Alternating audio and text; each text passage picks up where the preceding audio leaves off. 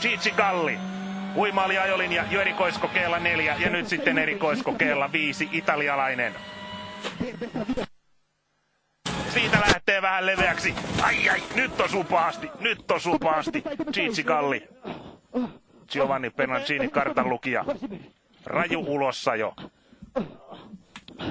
Nyt tarvitaan nopeasti apua paikalle.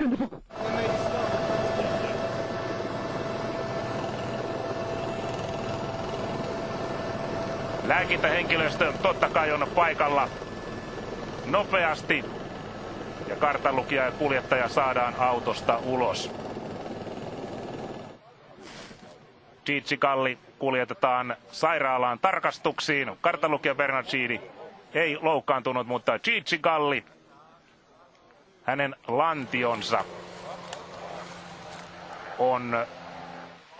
hän on loukannut lantiotaan, ilmeisesti lonkkansa, ja hänet tullaan leikkaamaan vielä lauantaina vastaisena yönä, tiedottaa talli.